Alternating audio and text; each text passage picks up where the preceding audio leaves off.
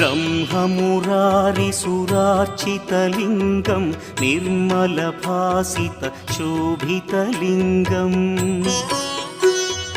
जन्मजदुःखविनाशकलिङ्गं तत्प्रणमामि सदा शिवलिङ्गम् देवमुनिप्रवरार्चितलिङ्गं कामदहन करुणाकरलिङ्गम् रावणदर्पविनाशकलिङ्गं तत्प्रणमामि सदा शिवलिङ्गम्